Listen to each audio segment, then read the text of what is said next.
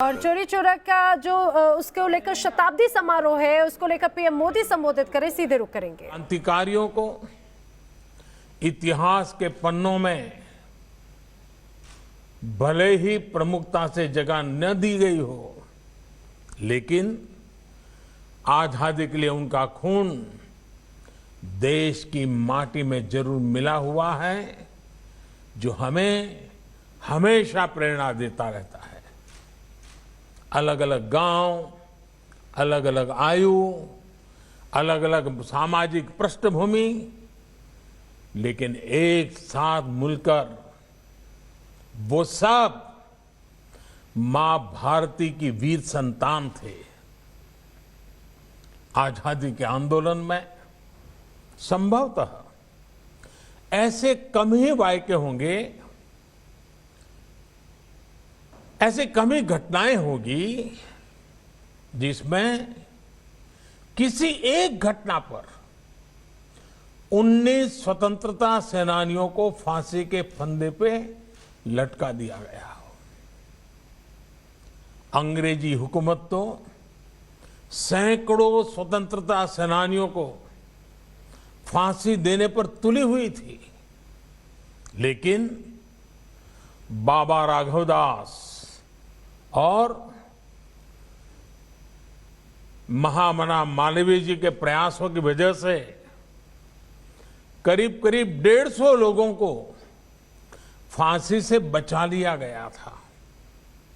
इसलिए आज का दिन विशेष रूप से बाबा राघवदास और महामना मदन मोहन मालवीय जी को भी प्रणाम करने का है, उनका स्मरण करने का है।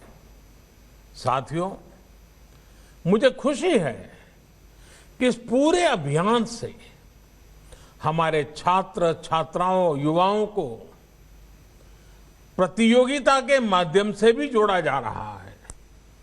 हमारे युवा जो अध्ययन करेंगे, उससे उन्हें इतिहास के कई अनकहे पहलू पता चलेंगे।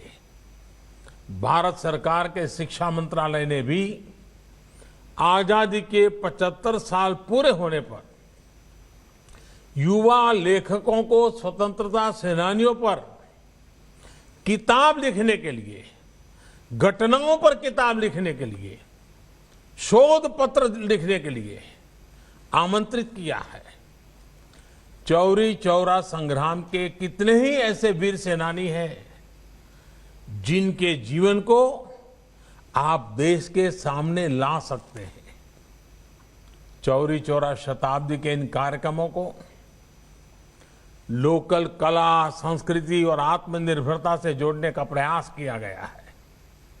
ये प्रयास भी हमारे स्वतंत्रता सेनानियों के प्रति हमारी श्रद्धांजलि होगी। मैं इस आयोजन के लिए मुख्यमंत्री योगी आदित्यनाथ जी को और यूपी की सरकार की भी सराहना करता हूं। साथियों, सामूहिकता के जिस शक्ति ने गुलामी की बेड़ियों को तोड़ा था, वही शक्ति भारत को दुनिया की बड़ी ताकत भी बनाएगी। सामूहिकता की यही शक्ति आत्मनिर्भर भारत अभियान का मूलभूत आधार है। इस देश को 130 करोड़ देशवासियों के लिए भी आत्मनिर्भर बना रहे हैं और पूरे वैश्विक परिवार की भलाई के लिए भी।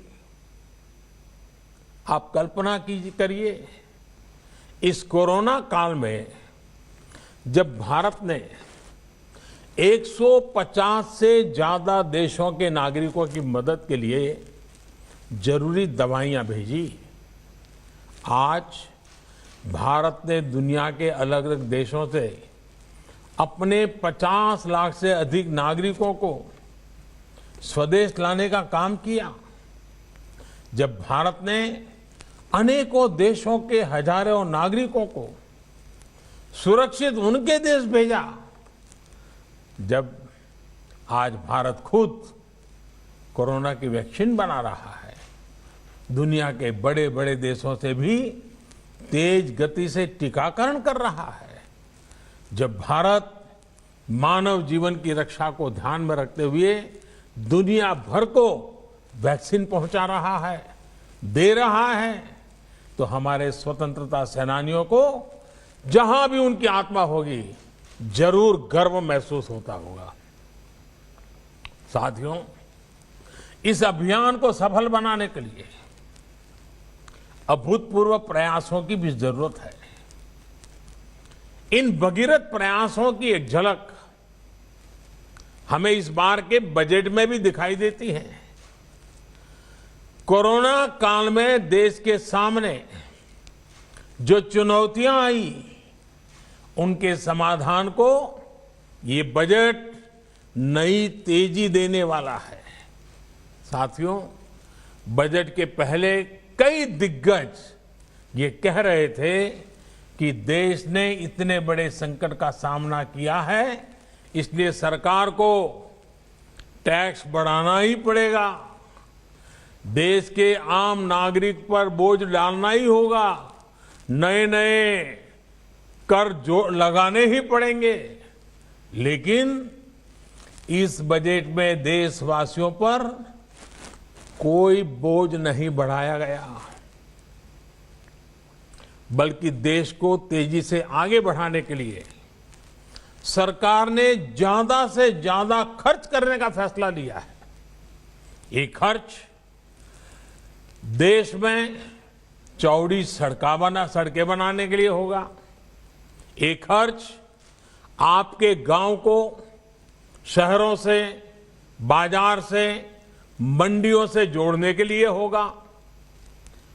इस खर्च में पुल बनेंगे, रेल की पटरियां बिछेंगी, नई रेल चलेगी, नई बसें भी चलाई जाएगी, शिक्षा, पढ़ाई लिखाई की व्यवस्था अच्छी हो, हमारे युवाओं को ज्यादा अच्छे अवसर मिले, उसके लिए भी बजट में अनेक फैसले लिए गए हैं।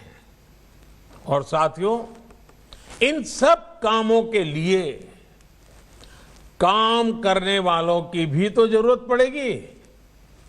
जब सरकार निर्माण पर ज्यादा खर्च करेगी तो देश के लाखों नौजवानों को रोजगार भी मिलेगा, आमदनी के नए रास्ते खुलेंगे। साथियों, दशकों से हमारे देश में बजट का मतलब बस इतना ही हो गया था कि किसके नाम पर क्या घोषणा कर दी गई। बजट को वोट बैंक के हिसाब किताब